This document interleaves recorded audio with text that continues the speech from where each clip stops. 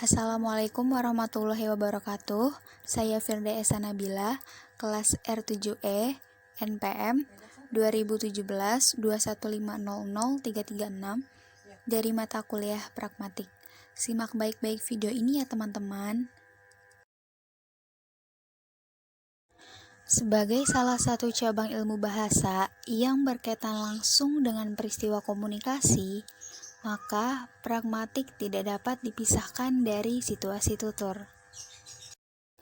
Dengan menggunakan analisis pragmatik, maksud atau tujuan dari sebuah peristiwa tutur dapat diidentifikasikan dengan mengamati situasi tutur yang menyertainya. Pada pertemuan ini, materi yang akan disampaikan adalah situasi tutur. Dalam situasi tutur, terdapat 1. Aspek-aspek situasi tutur, dan 2. Perbedaan analisis linguistik dengan analisis pragmatik. Saya akan menjelaskan materi tentang situasi tutur dan beberapa aspek situasi tutur. Teman-teman, sebelum tahu aspek situasi tutur, tentu kita harus tahu dulu dong situasi tutur itu apa. Apa sih situasi tutur?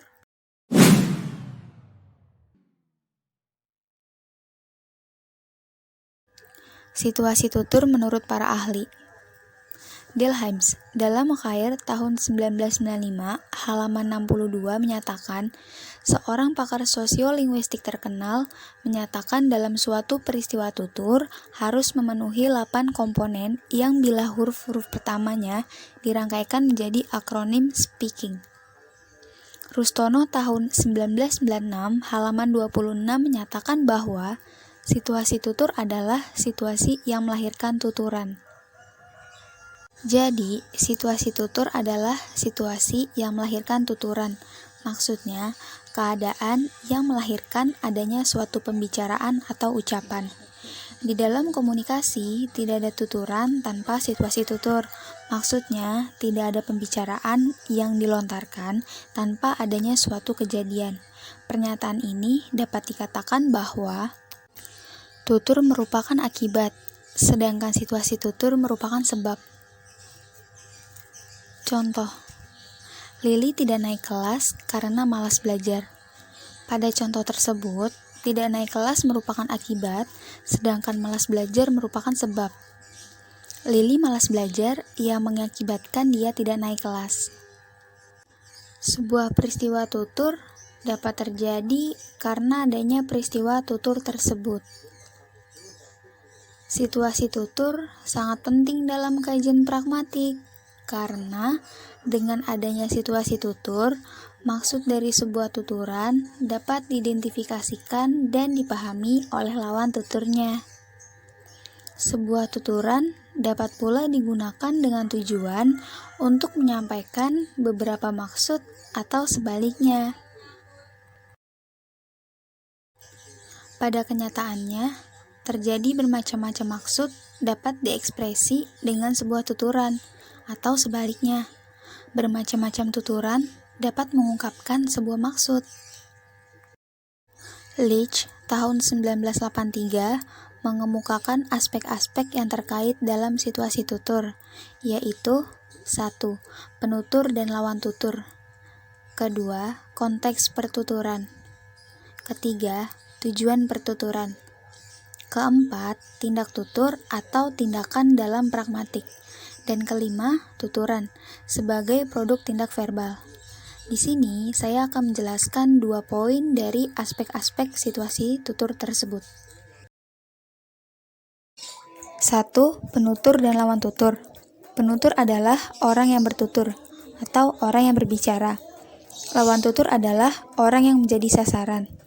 Aspek-aspek yang terkait dengan penutur dan lawan tutur tersebut antara lain ialah aspek usia, latar belakang sosial, jenis kelamin, tingkat pendidikan, dan tingkat keakraban. Aspek-aspek tersebut mempengaruhi daya tangkap lawan tutur, produksi tuturan, serta pengungkapan maksud.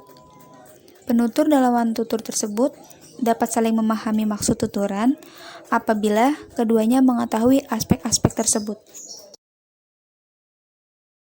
Contoh, Raffi bertanya kepada Raka mengenai hasil pertandingan sepak bola Indonesia melawan Korea Selatan. Kak, kemarin lihat bola ya?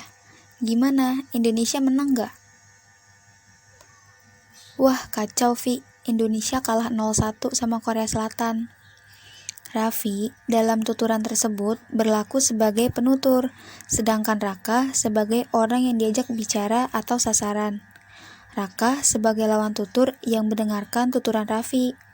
Di samping itu, Raka dalam peristiwa tutur tersebut juga berperan sebagai penutur, yaitu dengan mengungkapkan jawaban atas pertanyaan Raffi yang menanyakan hasil pertandingan sepak bola Indonesia melawan Korea Selatan yang dimenangkan oleh Korea Selatan. Di sini, peran tutur dan lawan tutur dilakukan secara silih berganti. Penutur pada tahap tutur berikutnya dapat menjadi lawan tutur, begitu pula sebaliknya, sehingga terwujud interaksi dalam komunikasi.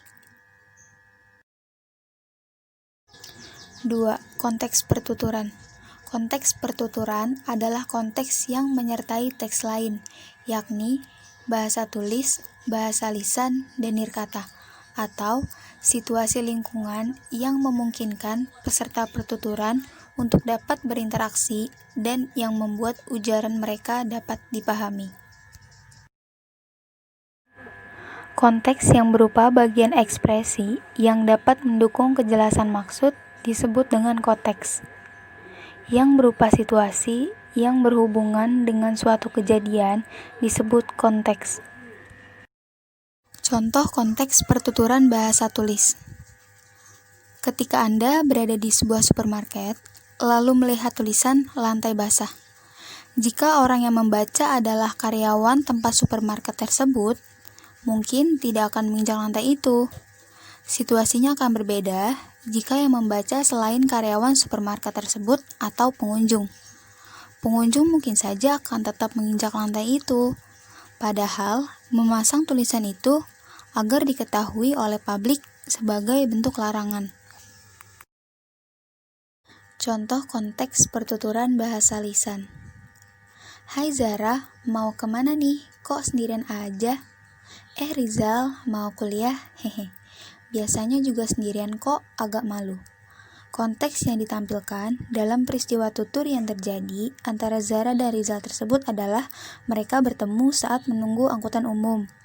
Rizal bertanya kepada Zara, sedangkan konteks yang terjadi dalam peristiwa tersebut adalah ditujukan pada raut wajah Zara yang agak malu menjawab pertanyaan dari Rizal. Simpulan. Situasi tutur adalah situasi yang melahirkan tuturan. Sebuah tuturan dapat digunakan dengan tujuan untuk menyampaikan beberapa maksud atau sebaliknya.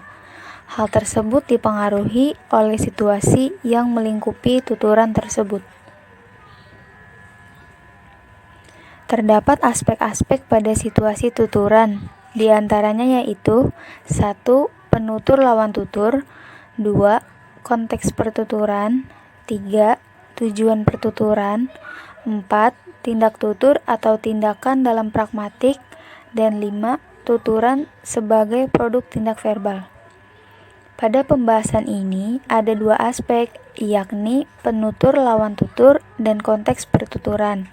Penutur adalah orang yang bertutur, lawan tutur adalah orang yang menjadi sasaran, dan konteks pertuturan adalah situasi yang berhubungan dengan suatu kejadian.